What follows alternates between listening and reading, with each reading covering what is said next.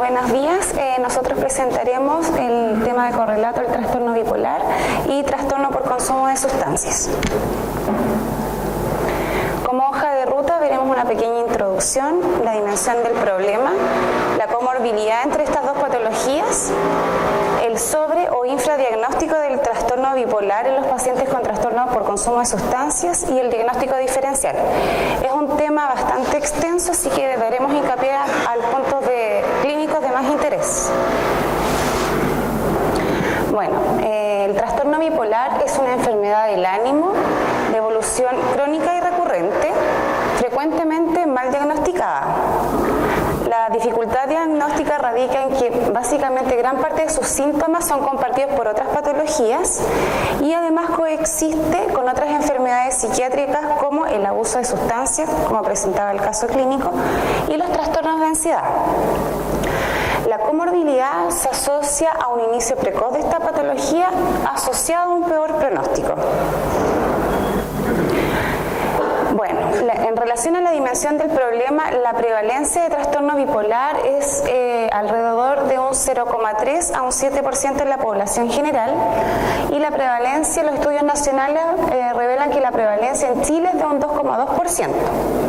Esto, si lo cruzamos con el consumo de alcohol en Chile, que tiene una prevalencia al mes de 48,9%. Eso significa que aproximadamente 4.801.000 personas consumen alcohol en el último mes, personas entre los 12 y 64 años.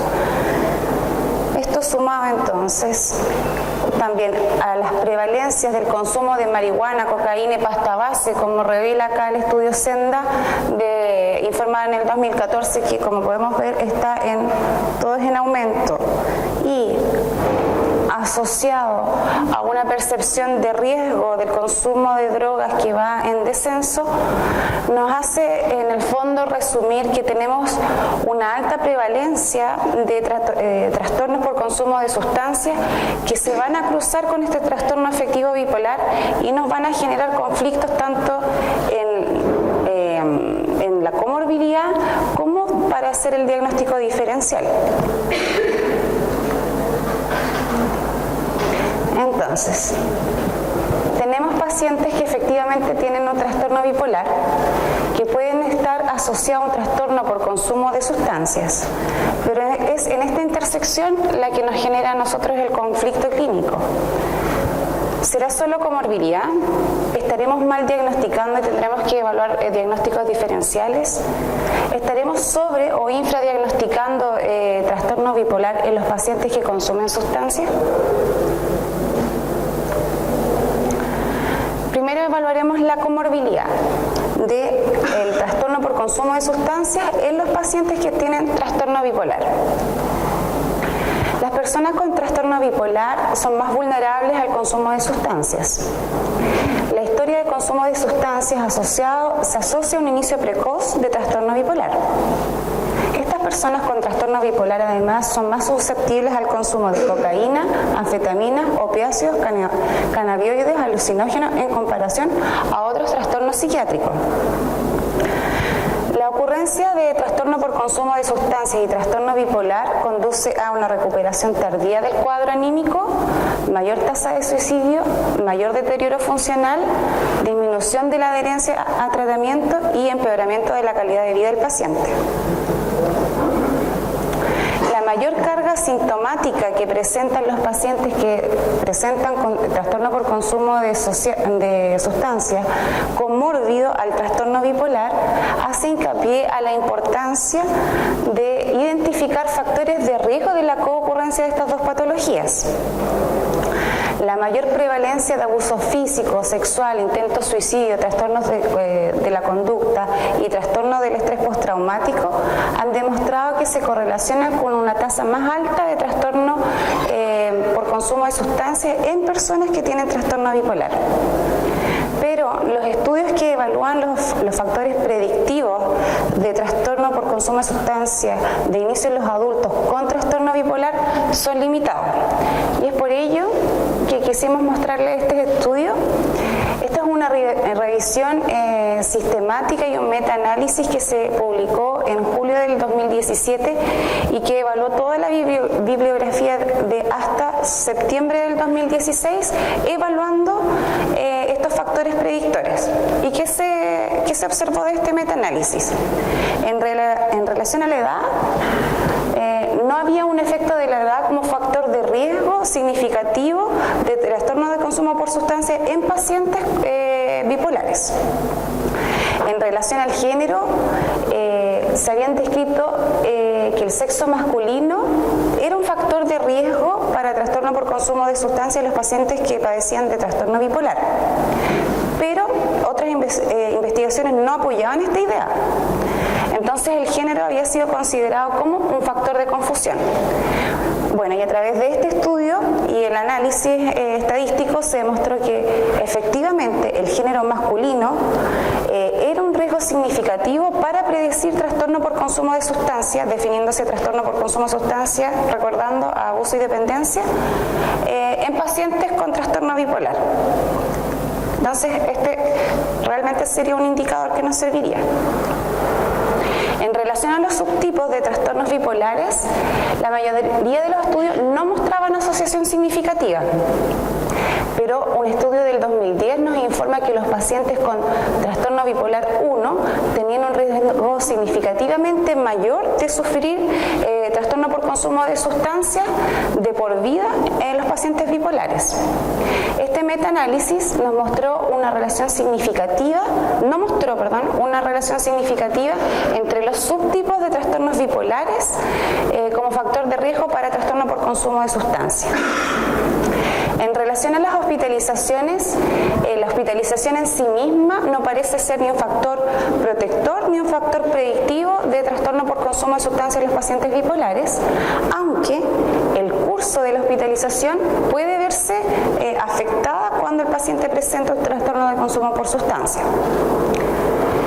En relación a los episodios maníacos, vemos que un mayor número de episodios maníacos es un factor de riesgo importante para trastorno por consumo de sustancias en pacientes bipolares.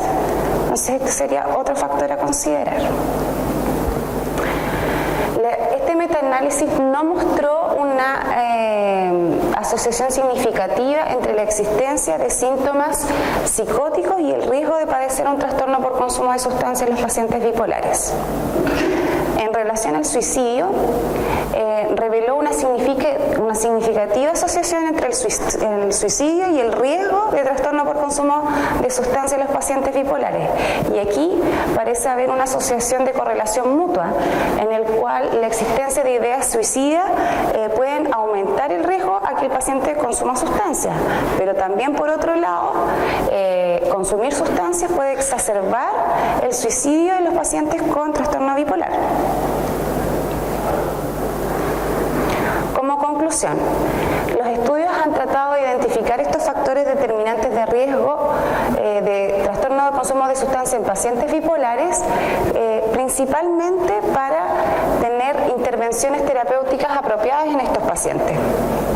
Sin embargo, el efecto de la situación socioeconómica, las características de la comunidad como el acceso a los medicamentos y factores de confusión en relación al abuso de sustancias hacen que determinar estos factores de riesgo de trastorno por consumo de sustancias en pacientes bipolares sea realmente complicado. En general, el abuso de sustancias es una comorbilidad importante en trastorno bipolar que influye tanto en el pronóstico como en la adherencia a tratamiento en los individuos que la padecen. Ahora, evaluaremos. ¿El trastorno bipolar se supra o se infradiagnostica en los pacientes que tienen trastorno por consumo de sustancias? Bueno, la enfermedad bipolar es una enfermedad que frecuentemente, como inicialmente lo dijimos, es mal diagnosticada. Varios estudios se han centrado en el diagnóstico insuficiente, o sea, en el infradiagnóstico de esta afección y la frecuente demora en su reconocimiento. pero el abuso y o dependencia de sustancias cursa con alteraciones episódicas del estado de ánimo y de la energía, que son un imitador particularmente convincente de trastorno bipolar. Es por ello que quisimos mostrarles este estudio. Este estudio es del año 2007. ¿Qué se planteó en este estudio? ¿Cómo se realizó? Se evaluaron a pacientes de un centro residencial para pacientes con trastorno por consumo de sustancias.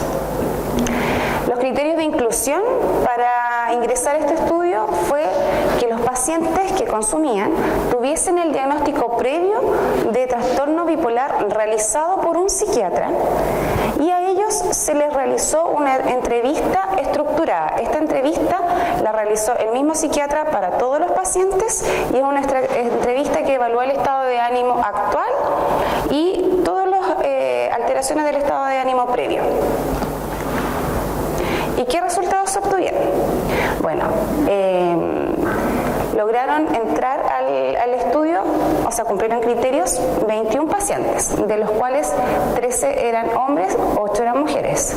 La edad promedio fue los 38 años, oscilando entre los 18 y los 54 años. Todos ellos portaban un trastorno de consumo de sustancia de alcohol.